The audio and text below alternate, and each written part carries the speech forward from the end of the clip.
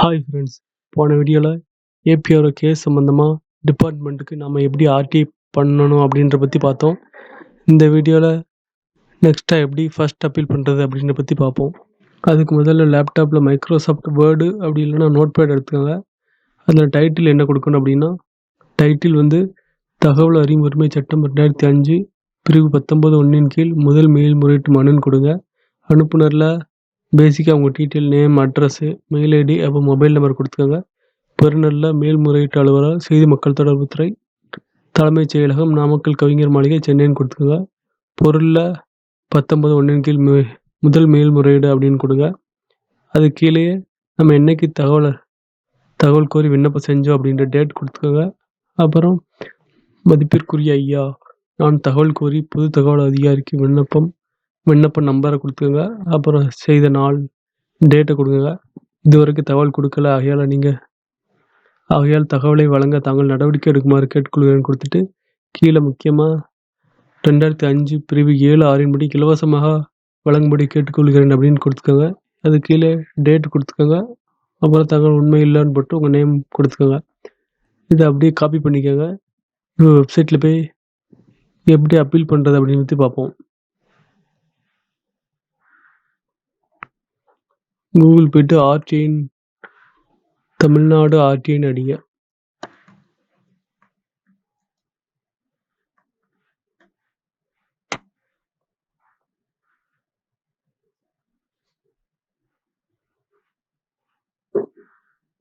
இதில் இந்த ஃபஸ்ட்டாக தமிழ்நாடு லோகோ இருக்கிற வெப்சைட் மேலே கிளிக் பண்ணுங்க.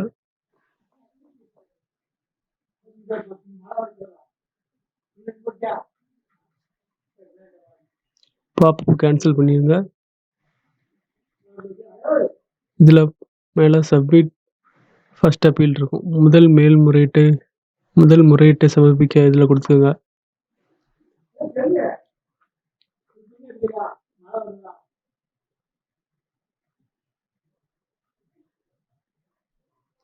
இதில் I have read and understand about guidelines கொடுத்துட்டு டிக் பாக்ஸ் கொடுத்துட்டு சப்மிட் கொடுங்க.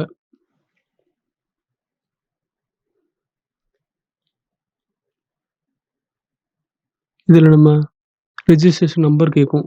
இந்த நம்பர் நமக்கு தெரியல அப்படின்னா மேலே இந்த டிரான்ஸ்லேஷன் ஹிஸ்ட்ரின்னு இருக்கும். இதில் கொடுத்து உள்ளே போய் பார்த்துக்கலாம். இதில் ஃபஸ்ட்டு உங்கள் மொபைல் நம்பர் கேட்கும். மொபைல் நம்பர், மெயில் ஐடி, அப்புறம் கேப்சா கொடுத்தீங்கன்னா நம்ம ரிஜிஸ்ட்ரேஷன் நம்பரை நம்ம எடுத்துக்கலாம்.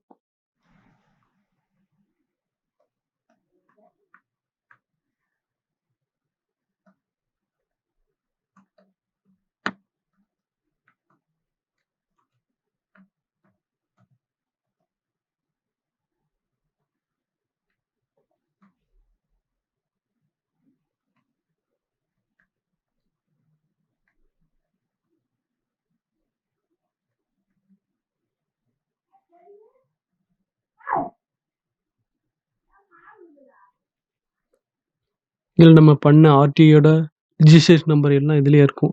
நம்ம லேட்டஸ்ட்டாக எது பண்ணியிருக்கோமோ அந்த நம்பர் மட்டும் காப்பி பண்ணி எடுத்துக்கலாம்.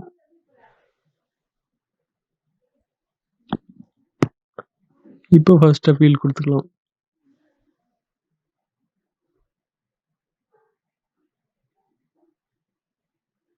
இந்த டிக் பாக்ஸ் கொடுத்துட்டு சப்மிட் கொடுங்க.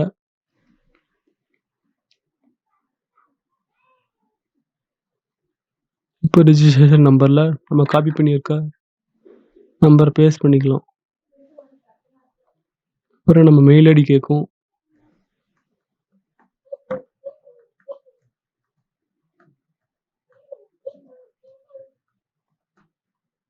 அப்புறம் கேப்ஷா கரெக்டாக பார்த்து டைப் பண்ணிக்கோங்க.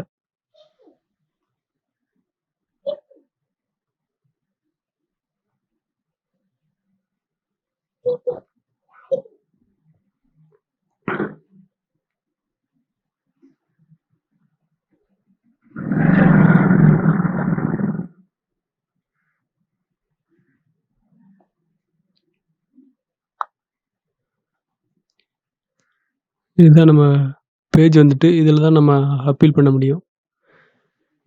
இதில் வெப்சைட்டில் நம்ம என்னைக்கு பண்ணோம், யாருக்கு பண்ணியிருக்கோம் அப்படின்ற டீட்டெயில்லாம் இருக்கும்.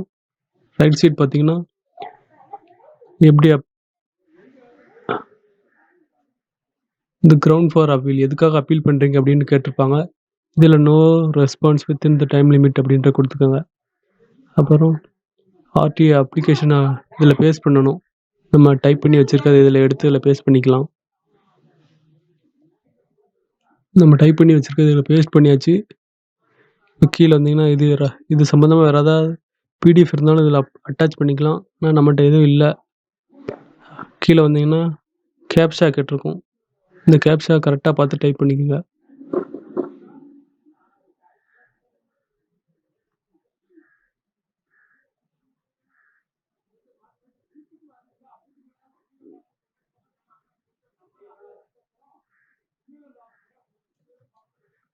டைப் பண்ணிவிட்டு சப்மிட் கொடுங்க.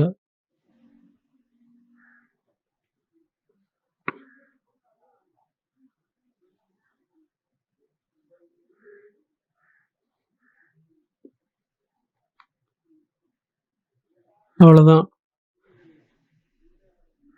நம்மளோட ஃபர்ஸ்ட் அப்பீல் பண்ணியாச்சு. இன்னையிலேருந்து ஒரு 30 நாள் இல்லை 35 நாளுக்குள்ளே கண்டிப்பாக பதில் வந்துடும். நான் வந்ததை அதை நான் ஒரு வீடியோவாக அப்லோட் பண்ணுறேன். அதுக்கப்புறம் இந்த ஏபிஆர் கேஸ் வந்து சீக்கிரம் முடியணும் அப்படின்னா நீங்கள் எல்லாரும் ஆர்டிஐ அப்ளை பண்ணால் மட்டும்தான் இது சீக்கிரம் முடியும். இல்லைன்னா டிபார்ட்மெண்ட்லேருந்து எந்த ஒரு ஸ்டெப்பும் எடுக்க மாட்டாங்க. இப்போ ரீசெண்டாக கூட நம்ம தமிழ் வளர்ச்சி மற்றும் செய்தி மக்கள் தொடர்புத்துறை அமைச்சர் சாமிநாதன் வந்து நவம்பர் 29 ஒரு பேட்டி ஒன்று கொடுத்துருக்காரு. அதில் என்ன சொல்லியிருக்காருன்னா, தமிழ் வளர்ச்சித்துறை தன்னோட மினிஸ்ட்ரியில் உள்ள காலி பணியிடங்கள்லாம் நிரப்புறதுக்கு சிஎம் வந்து அப்ரூவ் கொடுத்துருக்காங்க. அதன்படி சீக்கிரமாக எக்ஸாம் நடக்கும் அப்படின்னு சொல்லியிருக்காங்க. ஆனால் ஏபிஆரை பற்றி எதுவுமே சொல்லலை. அதனால் நம்ம ஏபிஆர் கேஸ் சீக்கிரம் முடித்தாதான் இதோட சேர்த்து அந்த காலி பணியிடமும் நிரப்புவாங்க. அதனால் எல்லாரும் ஆர்டிஐ அப்ளை பண்ணுங்கள். அதுக்கப்புறம் ஏபிஆர் எக்ஸாம் சம்மந்தமான சிலபஸ்ஸு, ஜேர்னலிசம் சிலபஸ், அப்புறம் ஜிஎஸ் சிலபஸ்ஸு, எலிஜிபிலிட்டி எல்லாத்துக்கான சிலபஸும் பிடிஎஃப்பும் நம்ம டெலிகிராம் குரூப்பில் இருக்குது. அதில் ஆட் ஆகி அதை பார்த்துக்கோங்க. கண்டிப்பாக இந்த 2024 ஏபிஆர் எக்ஸாம் நடத்துவாங்க அப்படின்ற மாதிரி சொல்கிறாங்க. பார்க்கலாம். அப்புறம் இன்னொரு சோர்ஸ் ஒன்று கிடச்சிருக்கு. அது என்னென்னா, ஃபைல்லாம் ரெடி பண்ணிட்டாங்க. டிசம்பர் மாதமே ஃபைல்லாம் ரெடி பண்ணி மூவ் பண்ணியிருக்காங்க.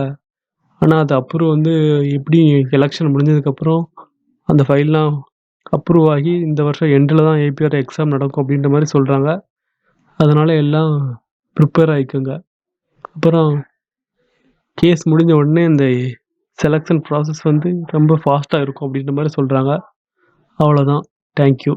கண்டிப்பாக எல்லோரும் நம்ம ஏபிஆர் குரூப் அப்புறம் டிஸ்கஷன் குரூப்னு 2 டெலிகிராம் லிங்க் இருக்குது. அது 2யும் நான் டிஸ்கிரிப்ஷனில் கொடுக்குறேன். அதில் எல்லோரும் ஜாயின் பண்ணிக்கோங்க. தேங்க்யூ.